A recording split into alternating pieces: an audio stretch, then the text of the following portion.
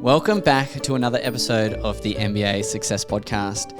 Today, we're excited to host Lisa, a trailblazer who marries economic thinking with societal challenges, doing so with a neurodivergent flair that's uniquely her own. In 2018, she took her passion for sustainability and employability skills into the entrepreneurial realm, launching her edtech startup, originally named Professional Vogue and now rebranded to gruuv-ed. The platform aims to empower professionals, especially the younger generation, by focusing on essential life and employability skills. Lisa has not just held various executive roles, but also serves on the boards of several organisations, advocating for lifelong learning, continuous improvement, and most importantly, community contribution.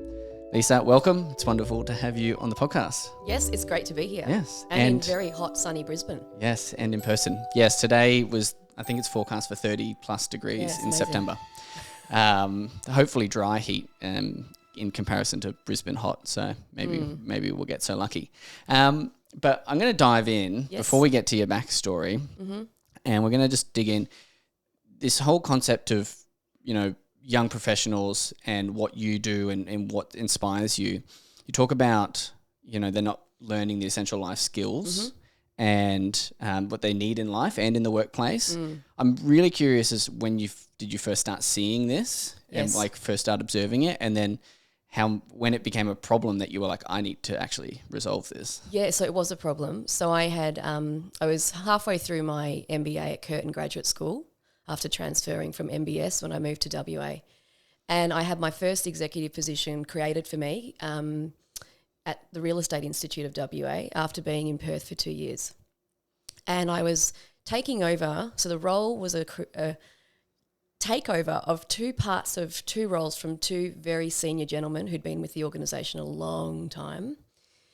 And it was identified that they weren't achieving the advocacy and policy and regulatory reform goals of a group like the Real Estate Institute. So they merged these two business units and created my job.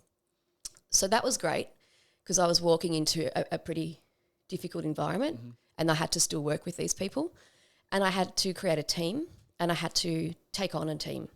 And what I observed was that immediately in hiring the team I wanted, so I was lucky to do that, I could get the skills I wanted and the sorts of young people I wanted, because we couldn't actually find a mature age person either. So I looked everywhere. They just couldn't do things that I could do at their age. And I couldn't work out why they couldn't present themselves in the right manner. I couldn't work out why they couldn't read the room in a boardroom, depending on what kind of boardroom it was, or a meeting. I couldn't work out why they didn't understand how to articulate themselves in a certain way, or to influence, or to be well aware of their emotional intelligence. And this is before emotional intelligence. I'd been doing that for nearly 20 years now. Yep. That was before it was a thing by Daniel Goleman. So it was an immediate problem. I hired amazing, brilliant young people, but they still couldn't do the stuff I needed them to do, which meant I was training them all the time, plus trying to be an executive, plus trying to drive the change that we were trying to do in the industry back then in 2014. So I kind of, whilst I was doing my MBA and I'd focused on mostly leadership and management subjects because I'd already done an honours in economics and finance, I really didn't need to do more economics or commerce or finance. So I got lots of extra credits, like electives to choose from. So I just loaded up fundamentals of leadership, managerial effectiveness, on and on and on. And it was in one of my classes with an amazing lecturer that we had, Rod Petterpiece, and it was managerial effectiveness class, which is essentially, how do you be a great middle manager? And this is where the penny dropped for me, was a good manager needed to know themselves deeply. Because not only did they have to lead and manage, which are two different parts of your brain and two different types of roles, and not many people can do that. They also had to do that, they actually needed to know themselves so well that they could actually then share what was required and be, as Brené Brown would say, vulnerable when it's appropriate, right? But also get their team to be able to. But at the same time, manage a performance issue or manage a change thing or something. So it's complex. It's hard to be a good middle manager. It's much easier to be higher up the food chain where you have reports who are senior leaders. But when you're doing all of it and you're in a small organisation, it's really difficult. So that's when I went, no, they all need to do what I know somehow. So I created a program and I tested it with my team, and they're all doing pretty amazing things now. Excellent. That's how it started. Yeah, I love it. And I'm also curious, you have a background in economics. Yes. And how does that come into play? Especially, you're looking at policy. So you worked in economics at, the pretty high levels. High levels to look at, how do we as a, government, put things into place that can actually make change, right? So when you looked at that problem, yes, was there parts of your economic background that really helped you understand? Absolutely. Yeah. Massively. Can you walk us through that? Yeah, I can. So I'm a tragic economist, and I even realised more recently in the last few years, I actually live my life as if I'm an economic framework, which is terrifying. And some of my friends think that's crazy, but it's consistent and it helps me. So it was obvious for me. We have a labour market productivity issue. Period. We've had multi-factor and labour productivity issues for a long time in this country, but we had great productivity during the 90s. We don't anymore for many, many reasons. And the other thing that I really passionate about, is access to education and equality. Yeah. So I was born in Australia, but my parents are migrants who came to Australia for a better life. So I think I'm a second generation migrant. I think that's what it's called. I struggled, and I look white in a nation that's struggling with its identity currently, which is really interesting. So I had great education. My parents paid really good money for really good private schools for me and my two younger brothers. And it was the education I received from year 7 to year 12, plus the exposure to life experience, life challenges, and my mum, who's an extraordinary teacher, that has given me a set of skills that I took for granted and saw not being played out in the workplace. Yep. So as an economist, I went, well, what's the problem? We've got a deficiency in access to quality education and training, regardless of what type of training it is, yep. Non-accredited, accredited, higher ed, So that's the first, what's the problem? Does government need to intervene? Absolutely not at this point, because they've done enough and they should play in only certain parts of that market. Yep. And what are the solutions, and how would people pay for it? So then I did my sort of lean business canvas thing, because I was fortunate to go on a scholarship with the Curtin Ignition program, startup program in mid-2018. And that's what I did. I looked at this problem that I was struggling with as an executive. I'm thinking, other people must be struggling too. So this must not just be a Lisa and her team at REWA problem. This must be a scaled problem nationally, if not globally. And when I did the program at Ignition, they're like, yep, Lisa, this is great. Professional Vogue is awesome. Your life skills, your soft skills, your employability skills. And just to qualify, employability doesn't mean you have a CV, a cover letter and a resume, a LinkedIn profile. Yeah. It actually means you are actually employable. So there's always a lot in a word, and that's what my economics professor taught me. Let's be real. It's not about having those three things. You actually need to be able to apply and do something and show value. So I created that environment. I tested it. They said, Lisa, everyone needs your stuff. So your problem is you're too broad and you need to niche it. Okay. And so that's when I kind of went, okay, well, how do I do that? And I'm really good at knowing what I'm not good at, which is social media and marketing. Yeah.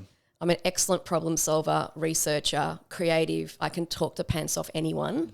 Thank you to my mother. She's got great sales skills, but I can't do selling, which I also knew from a former first entrepreneurial experience in terms of the strategy of selling, right? And the digital media. I'm like, oh God, that's too much work. So this program I'd written, which had 13 modules in it, I thought, okay, that's too hard. So I need to now get it into a different market. And then immediately I thought, well, the greatest way to have impact is to work with small organizations who have small teams. Because I was in a small organisation with a small team. Yep. So I turned every single module into a workshop. So then I started running really key stuff in small to medium enterprises, because that's my background. And that's what I grew up in, is a small business at home. So I would sell networking skills. I would sell speaking with impact skills. I would sell emotional intelligence skills. I would sell upwards management. What is that? That's a whole podcast in itself. Yep. And things like that. And so that's when I went, that's my cash cow. And most of the economy is filled with small businesses between sort of 1 and 19 employees. Then you've got that's the 20 to 200. Well, they're the ones who are scaling, who need the systems, who need the training. And we're always about being differentiated, but high volume, so low cost. Because otherwise it's not accessible and therefore it's not inclusive, which doesn't fit our values. Yeah, no, fair. And going back to the problem, with the younger generation not learning some of these fundamental skills that, might have been available to certain people and maybe isn't as broadly distributed anymore. Have you been able to track or do some research into understand what sort of the environmental changes have been? I know personally when I look back at my own history, I spent a lot of time playing team sport. So I put down a lot of my ability to work with people and interact and have those, group interactions based on the fact that from probably the age of 5 up until 18, I played sport every single year in multiple things. And when you're from Brisbane, the weather's so good that, in the summer you play cricket, you do swimming, and then it starts getting cool. So you play soccer or rugby. And then in the spring you play AFL or water polo, and then, you go athletics. So, I played all these team sports, and it wasn't until, in the more recent years when I stopped back and think about that, I was like, that can't have done anything but really help launch that. And I think even when I dig a bit more deeply into that, something like swimming, which is a really strange sport at the baseline of following a black line up and down when you're training, it's so boring. And I stopped when I was about 16. But when you're young, you're in an environment where you get to see people from your age all the way up to opens. And you get an option to interact with all those sorts of people too. So you have this, whereas when you're in a soccer team, if you're in an under 5s, you only ever play with the under 5s. So you were networking. You were networking. But you get to watch and you get to see people. And I think one of the things that I absolutely love is, and naturally this is what we do. We watch people and we pick up what they do, right? And that helps create the norms and the standards that we have in our culture. And swimming was an interesting environment from that perspective because, you got to watch people and see what they do, how they acted, what was successful, wasn't certain successful, and you got more exposure to that. So I was really, surprised by that observation as well. But, you're spot on. And clearly there are less team sports probably happening these days and more video games. So you are spot on. And I've often tried to work out why is it that people just haven't had the experience I've had. Like everyone's lived experience is different, but there should be some standard events in a society that you grow up in that you should all kind of collectively experience, right? Because that's the collective learning culture that occurs. So I think team sports 100%. So I was born in 79. Yes, I made it as a Gen X just. I'm 44 now. And from the age of 10, my mum had me going to Greensborough markets, lining up in the white station Commodore Holden thing we had, full of lolly bags because she had a lolly shop. Okay. We all have excellent teeth. We don't eat a lot of lollies, just random. She had a lolly shop and a bonbonniere gift shop. So that's the gifts that wogs give at weddings and christenings and yada, yada. You get the sugared almonds with the Anyway, so we went to markets selling lollies. So we would buy lollies in boxes of bulk, 20 kilo boxes. We'd bag them up, my brother James and I, the middle one. Daniel was too young. But Mum and I would go to markets from the age of 10 and 11. Number one, working as a young person in a way that's allowed, so it's not, unethical labour markets, is really important because I'm learning severely important skills of responsibility and accountability because there's a big difference, right? And that, again, is another podcast because I think we've forgotten what that means in the workplace. So I was running the till. I was packing stock. I was inventory keeping. I was lifting. I was managing the marketing. I was sticking on labels, all sorts of stuff, basic small business stuff. Then I was watching my mum negotiate women, because my mum looks more Portuguese than Burmese, navigate sort of this undercurrent of racism because we would be at the front of the queue at 5 a.m. and you got first pick of the best stall, right? Well, no, we didn't. We often got thrown to the arse end of the market. And, you know, my mum's not, she's very outspoken, but doesn't do it lightly. And I would sit there and watch, picking up your observation, how she would negotiate with this woman who was clearly being an unkind lady. Yeah. And calling her a lady is also generous. And I'd watch her negotiate what was upsetting her, but keeping her cool. And then when she needed to, she would be really firm. Yep. And we got our spot after that. And there was no longer an issue. Now, observing that negotiation skill in a community environment, which you'd expect not to happen, is important. So yes, team sports, working from an early age in a family business, epic skill. If you're raised in the country, that's essentially you have got skills that no one can compete with. Yep. So these are all USPs, right? If we think about a lean business canvas. And then you think about the fact that people have different cultural contexts. So do you come here from a family who's refugees and escape war, so therefore your motivations are much more highly driven, so therefore you will work your ass off until you get what your parents want you to achieve? Because remember, we all, as migrant children, do what our parents want because that's what they want us, that's why they're here, which brings other issues later. And then you think about, well, what school did you go to? What access to education, and was that education quality? And so, yes, we've had, as a nation, some incredible policies over the last 50, 60 years that have enabled our nation to create that labour market productivity in the 80s and 90s that we were having, post-recession. Yep. So do we have those environments now? Absolutely not. Do we have the capacity to create those environments? Absolutely. Do we need to keep sending kids to higher ed? Definitely not. Do we still need higher ed? Absolutely, for value-add research, and that can be commercialised. We don't commercialise well in this country from a research perspective, though. That's a well-known fact. That's why CRCs exist, but some are not as good as others. Do we need young people to have a gap year, or to go to a vocational training, or to have the option to do both a ATAR or VCE and a TAFE training? Absolutely. Do we need to do that because of certain societal problems? Absolutely. The world is crazy. It's really, really not what I imagined the world would be in 2023 when I grew up, and certainly not from maybe 5-10 years ago. So these are the events that are causing these younger generations to be significantly different. Their cultural environment's different. Their societal environment is different. Dr. Gabor Mate, if you're not familiar with him, has written a great book with his son recently. Also an interesting podcast to hear how he did that with his son. He's a doctor who's a little bit left of centre, but deals with childhood traumas and inflammatory diseases and helps people to heal a lot of things, as he is doing in his later years.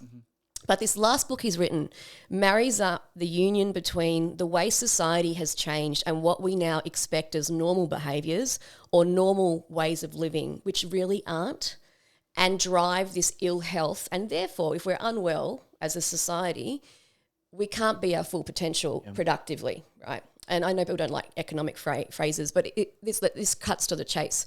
So if you're not well, if you haven't been given access to equal opportunity to learning environments and supports, so then you've got an equity issue, right, which we have, then how can you possibly know the information you need to know? Because we all have blind spots and we can't be the best versions of ourselves for whatever context we're describing. And so in the work context, as an employer and as a former executive and now running my own businesses, I need people to be able to do multiple things. I don't want to be having conversations that I will not make a cup of tea for a minister because that's not in my job description. Or I don't do filing because that's not in my job description. Well, I'm really sorry, sweetheart. Guess what? Everything's in your job description because there's a dot point at the end of your JD that says any other duties as required. Now, if you weren't clever enough to read your entire JD and your employment contract, not my problem. Yeah. But let's be realistic. We all need to be playing the roles we need. So if you don't have the team experience or the observation skill set, because learning not to speak, which I'm only learning now, is important, or how to observe something and then how to roll that out in a scenario, or how to actually apply the great family skills you've learned about organising and being responsible, how are you actually going to do that?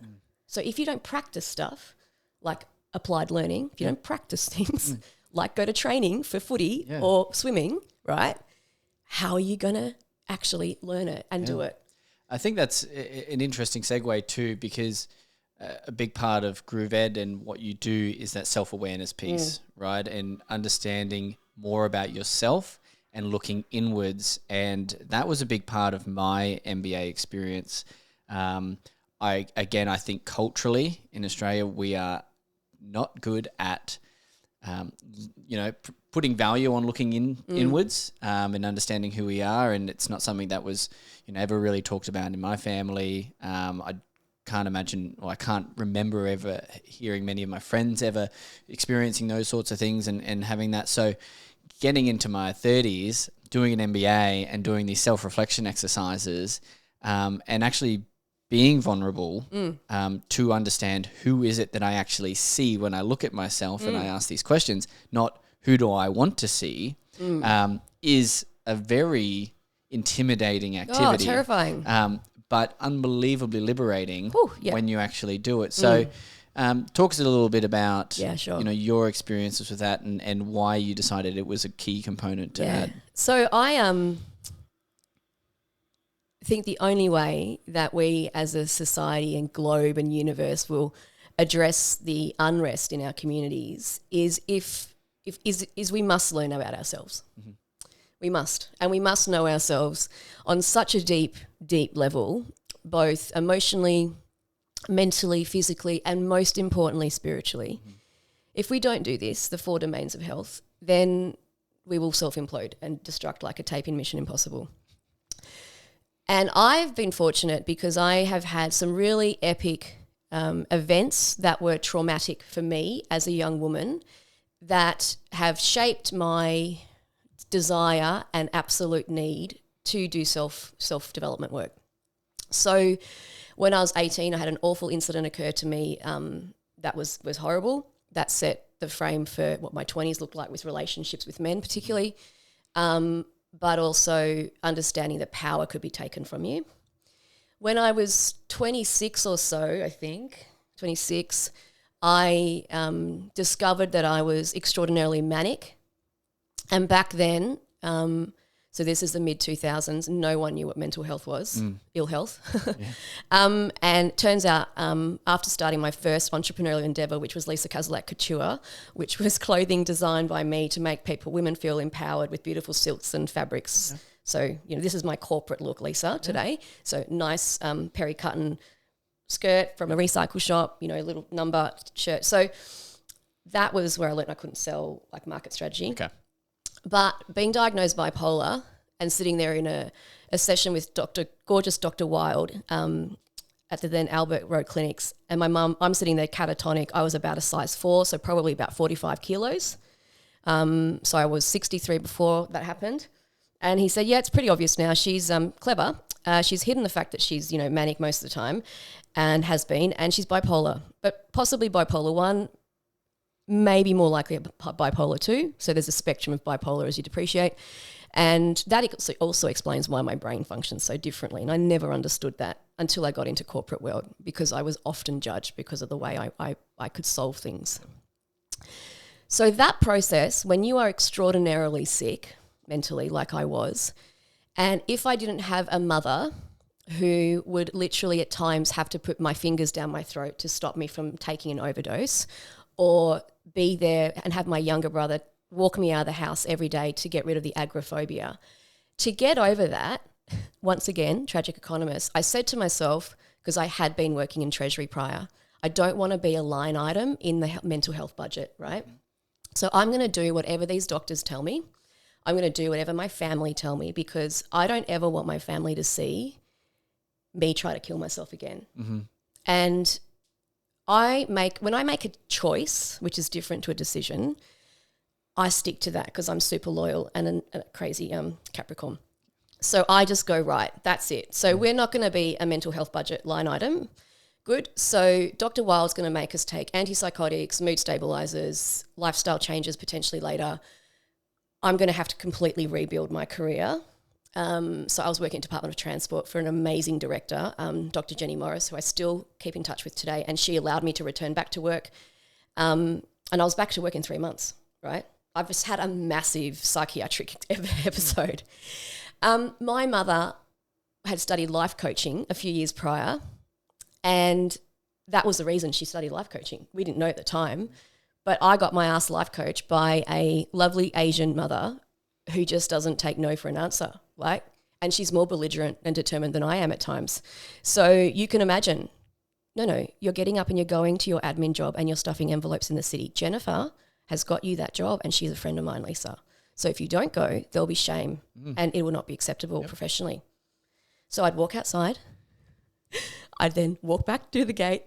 I'd knock on the door. I'd go back back outside. I'd go back outside crying. I'd go further out the gate, down towards Caulfield train station. I'd come back again. Then she'd get up, no, out. Now, there's a tone that European and Asian parents use. Ross, you don't screw with that tone. So that's why. And I was blessed because I got to study myself so deeply. My mum gave me The Power of Now by Eckhart Tolle when I was 26 at the time. I got Dr. Luis Miguel books. I got all of the Louise Hay stuff, the Wayne Dyer stuff. I was 26 and on a spiritual journey that I didn't know why was important, but I just knew I had to help understand myself, because if I was going to conquer this disorder, because it's not actually a disease, would you believe, bipolar? It's a disorder. So it actually means then you're not actually really sick. It's just in your head, ironically, because it is a psychiatric condition. If I wanted to manage this and be high performing and functioning, then I would need to have to know myself and how I trigger and what happens around me when that happens and how I risk mitigate. So I was an executive at 26 before realising it, right? But that's because I was selling bonbonniere and lollies at 12. Yep.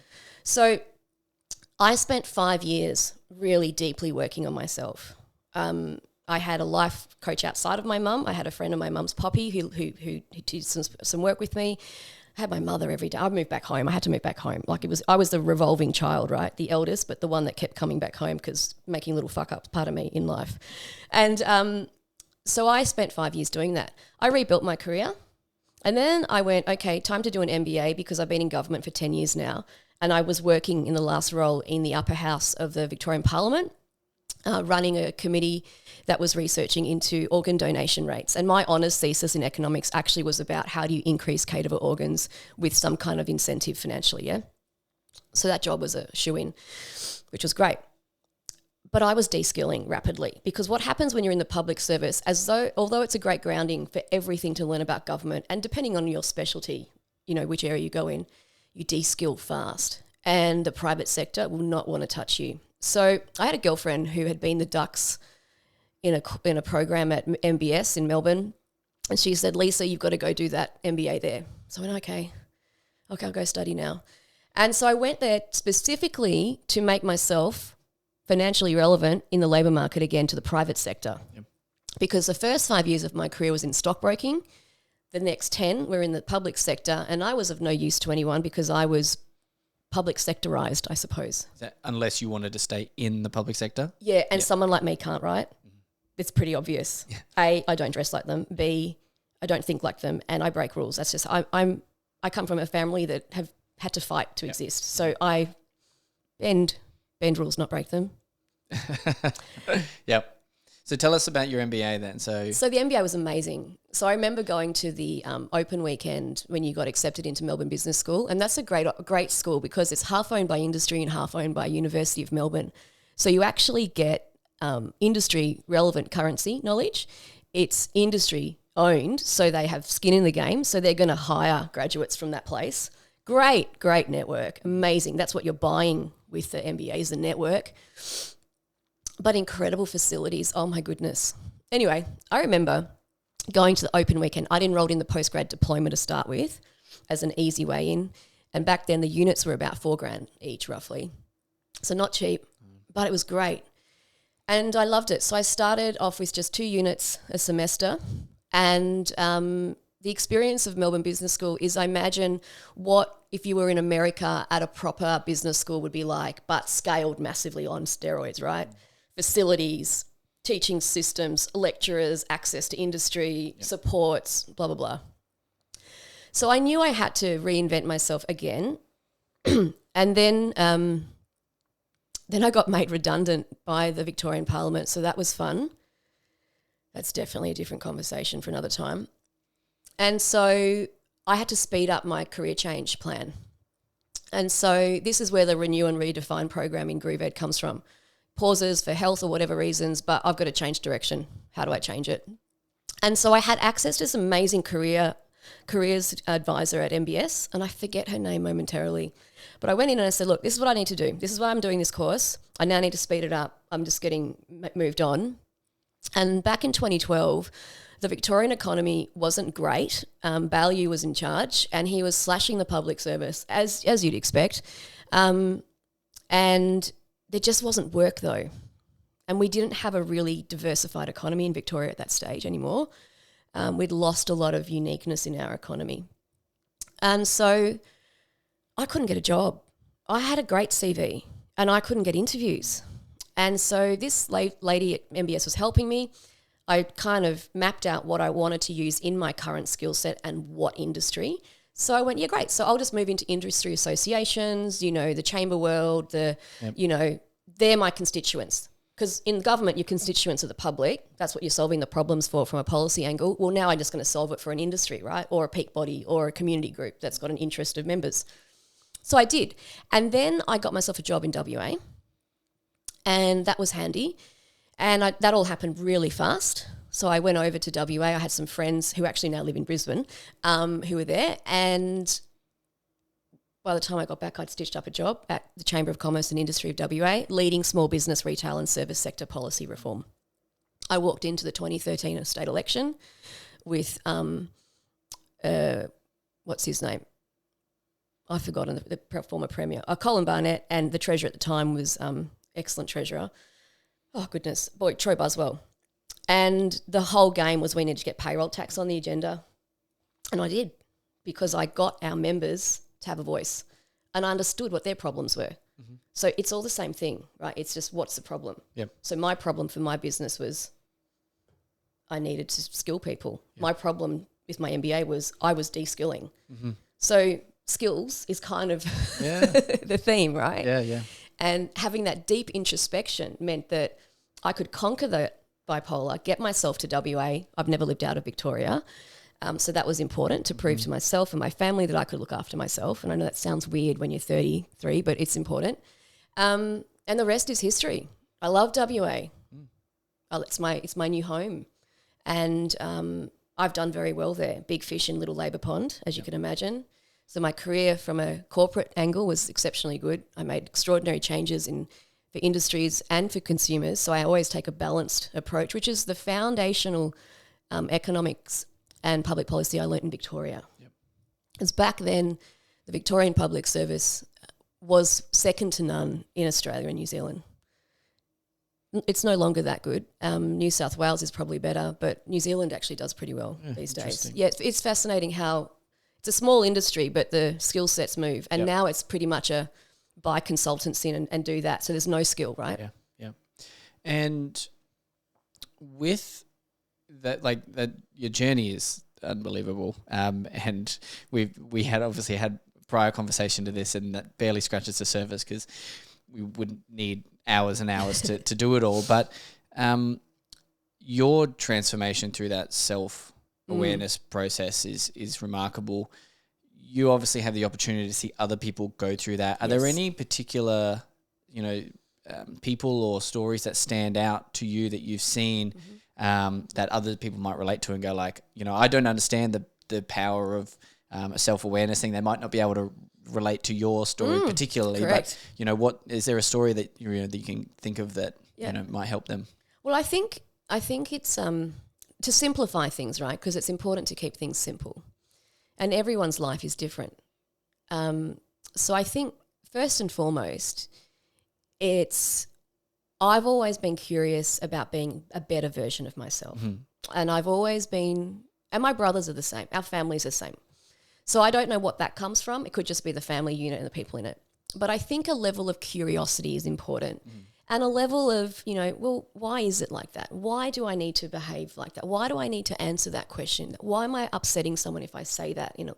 That questioning that's professional and respectful and courteous and curious is important. but you need to do that for yourself as well, right? So could I have handled myself better at the counter with the lady at the shop because I got upset about something not going right? The credit card didn't work properly and I got frustrated. That in itself, the ability to notice that you did something that wasn't in the best way possible is self-reflection. And as human beings, we naturally want to care for people and each other and be in a community. So those things can't work if A, if we're all the same, B, if we're all assholes, and C, if we don't care, right? So I think regardless of how exciting or interesting your life has been, because everyone's life is amazing and people are all amazing, it's just whether they realise it or not, right? It's trying to get an understanding of, well, could I have done that better? Or was that the best way to approach something? Or how could I have done that better? Or was that really, like, did I nail that massively and I need to leverage that? Or where do I need to maybe improve my awareness or knowledge of myself or something I do? I mean, a job interview, you always get asked, what's your areas of weakness? Or what could you do better? I mean, amazing. So mine has always been, right? One of them has always been, Lisa can be quite firm with her views. So I'm a little bit abrasive at times, abrupt, frank. Well, we did get taught frank and fearless policy advice in Victoria, but, you know, so I'm a bit too direct. Yeah. I've had to learn to soften that. I'm still firm and direct, but I've always come from a place of being kind. I'm not being an asshole to you. I might be delivering something that you don't want to be questioned or want to hear. That's a very different context. So I think if you can actually look from that angle, then it should be relevant to most people. You don't have to have a crisis in life to want to be better. Fuck, I hope you don't. Because quite frankly, crises, whilst they can be epically great if you see them that way, like a redundancy or whatever, they're not pleasant, right? It's why they're called a crisis. It's not something that you think that you should have to go through in order to come out the other side on a different journey. And, you know, I think on my own, through my own journey, I have this vivid memory when I was going through the MBA and learning about stuff, and I can't remember exactly where I came across it, but it was talking about judgment and how we judge things. Yes, don't we ever? And this is a super fascinating, and I think it was along the lines of, if you pay attention to the things you judge, you'll find that most of the time they're things that you're generally care about or you're a bit insecure about. And I was either going to the gym or I was going to work, so I was walking to the train and I found myself judging the clothes that somebody was wearing in front of me. Nice. And I was like, ooh, what does that mean? Why? Like, I can't remember exactly what they were wearing, but I remember this thought process going to my head and I was like, oh my God, actually, I care about. Like, so you're reflecting in action there though, right? Which is incredible. A lot of people struggle to do that. So reflecting by journaling later is great, but reflecting in action is amazing. Yeah. And seeing that happen, cool. And to be honest, I can only attribute that to mindfulness. I'd been doing meditation, 10 minutes a day for probably 6 months up to that point. Yep. And the repeated nature of just catching your thoughts, in a neutral environment where you can just pay attention to that, is literally a superpower. It is the superpower that I've unlocked this year. So my greatest success this year with my wellbeing development is I've had a health crisis that's forced me the last 3 years to really speed up some things and get back on track. Not pleasant again. However, bipolar, ADHD, lots of fancy labels I get from this government and systems, which we need, right? It's fine. Superpowers is what they are, fancy labels and superpowers. And I have learnt to completely be present all the time. Now, I don't do meditation daily because I'm just not that organised. But what I have been really practicing, and I love Eckhart Tolle as a spiritual guide and leader, mostly because he has a really soft voice, very dry sense of humour. So he lulls you into this wonderful space and then he'll say something really quirky and then you'll laugh and then you'll realise that you are learning because the way he's talking to you is epic. He has these awesome podcasts that Oprah Winfrey runs. So I listen to them all the time. But what I love about what he teaches, and it depends where you are in your journey in life, right? You'll take what's relevant from anything you read, yeah? But what I love about it is mindfulness is key. Mindfulness is the human being's easiest way to start to access the full potential of their brain, which is to turn it off, to turn off the thoughts. So if you've ever had racing thoughts, your mind is all over the place because you're neurodivergent or you're stressed or you're anxious or whatever it might be, and you're in flight and fight mode, not good for the body. Too much cortisone, not good, very bad. And then inflammation starts that you start to build. So what he teaches is to be present in the now. And that's what his book, The Power of Now, was always about, right? Hard to read, so podcasts are more accessible for some people. But it's about being able to be present with the surroundings you're currently in. So right now, and I told some girlfriends this a few weeks ago, maybe 2 months ago, I said to them over dinner, I have learnt to turn my thoughts off. And they kind of laughed at me because anyone who knows me knows that I operate at a pace that's weird, fast, I don't know, but not fast for me, right? And I have slowed, mind you, immensely through this last 2 years of chronic health. I've slowed massively. I actually don't do stuff some days. It's remarkable. And I'm in the garden with my chickens, you know. But being able to sit in silence, awkward or unawkward, is a very important skill. And to sit there and just be in a state of presence. So not necessarily always observing and naming things, not necessarily attributing labels to things. You can, doesn't matter. But not being attached to them at the same time is also key. And this is what he talks about, which is really interesting. And when you do have that thought that creeps in, because they still do, right? My psychologist said to me, Lisa, you know this, thoughts, feelings, stop the thinking, feelings stop. Ah, yes, right, gotcha. So when I have a thought that happens to creep in by accident when I'm doing the dishes or I'm driving the car, I pop it into my F off thought bin. Now that's what I call it, but some people could call it their waste disposal for thoughts that aren't helpful. And you have to ask yourself, so what my psychologist says, Jackie, is this thought happening right now? Because I had magically acquired a PTSD and adjustment disorder from anxiety from a workplace bullying incident, which wasn't fun. I've never doubted my abilities ever. I don't understand imposter syndrome, whatever it's called. I don't understand anxiety. Well, sweet Jesus, anxiety is a piece of shit. And it is so debilitating and it questions and destroys your self-efficacy and your self-confidence. And possibly, if you're really unlucky, your self-worth. All the things that you work on with your deep sense of self to get to know so that you are unstoppable in your own way, right? So Jackie's like, is this thought happening right now, Lisa? I'm like, no, that's a really interesting concept, Jackie. I fucking love it.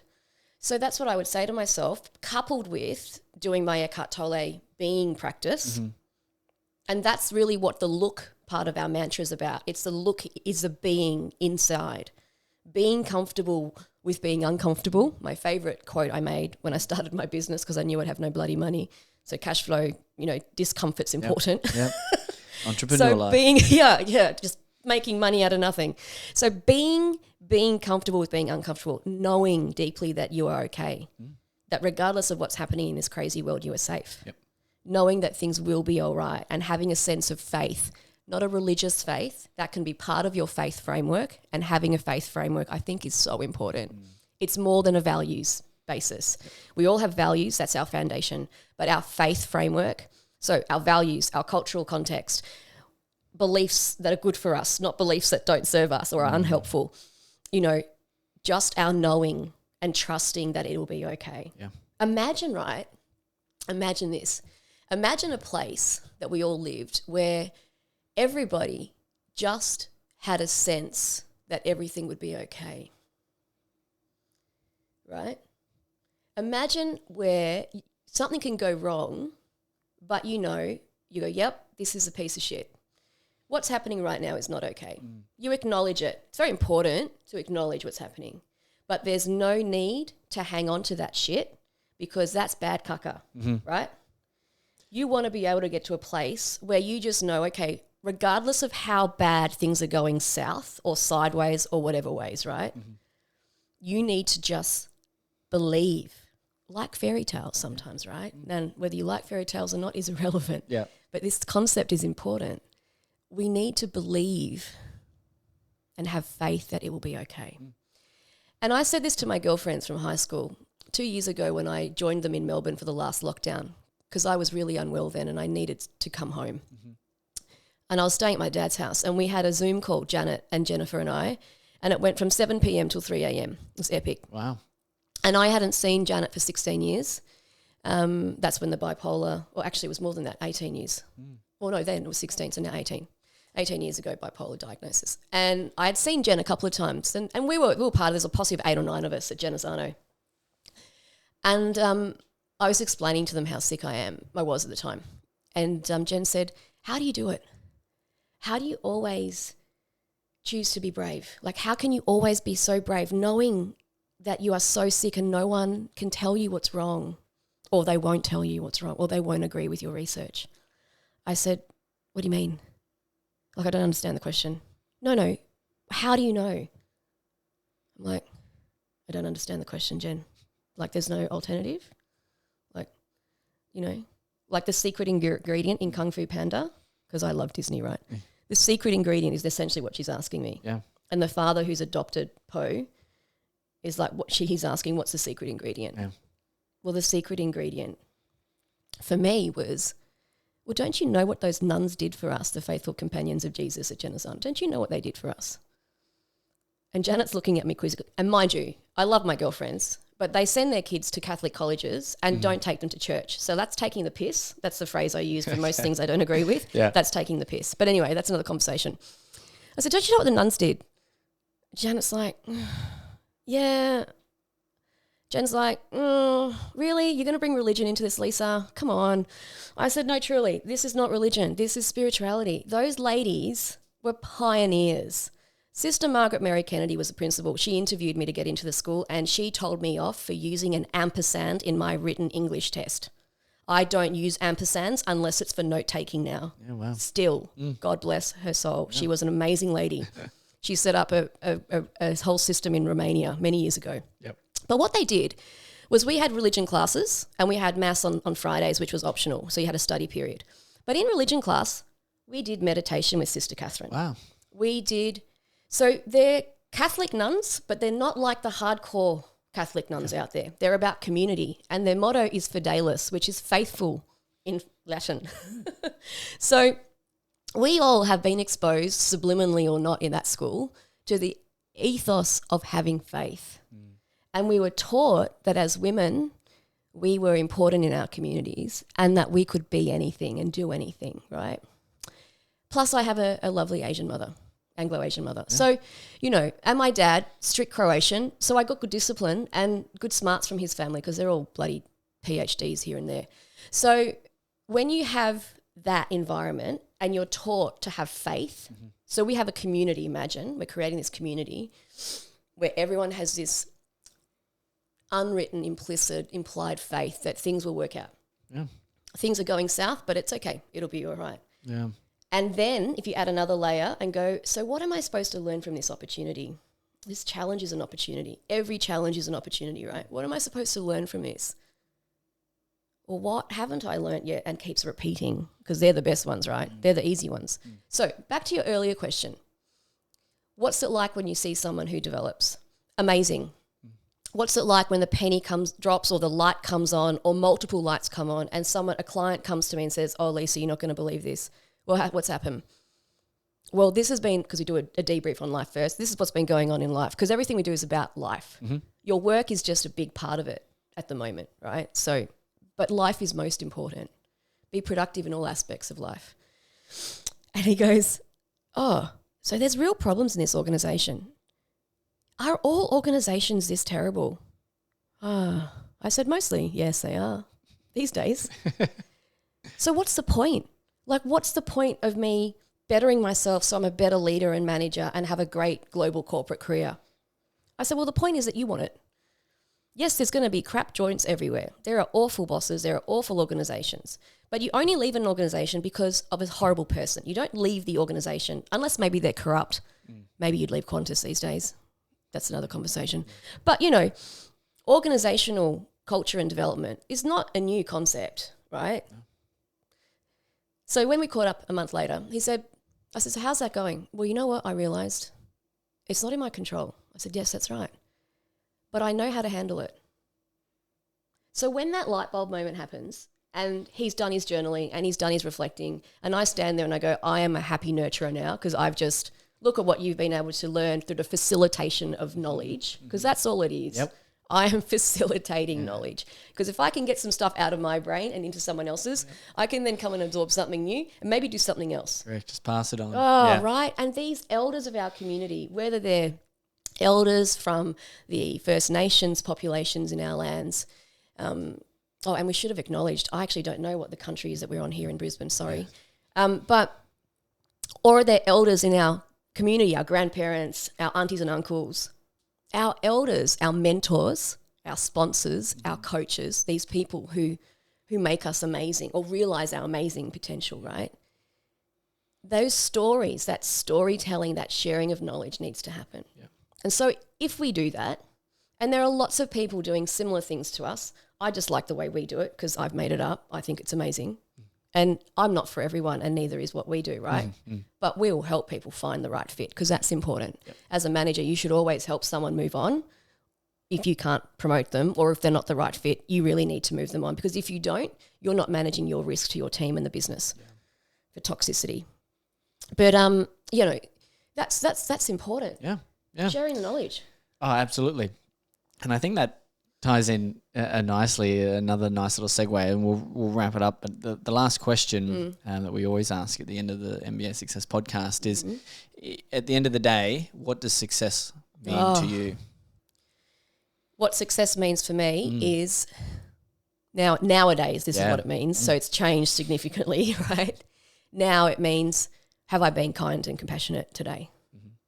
And have I made a helpful contribution to the world that I operate in, whichever ones they are, right? But that's what it is. It used to be things like, have I changed the legislation? Have I been a good daughter? Have I been a good sister? Have I got the right salary package? Have I got the right shoes and handbag? Have I got, it was all ego stuff. So it's moved from extrinsic to intrinsic. And now it's about just help. And when you say, have I been kind and helpful, are you referring to others? Are you referring to yourself? And to myself. Yeah, and to myself. Because if I'm not kind to myself and keep to my boundaries of self-care and preservation for my well-being, because I don't work, just to be clear, I'm productive in different ways, which people find amusing. It's a good filter for networking. I don't work like you, I'm just productive.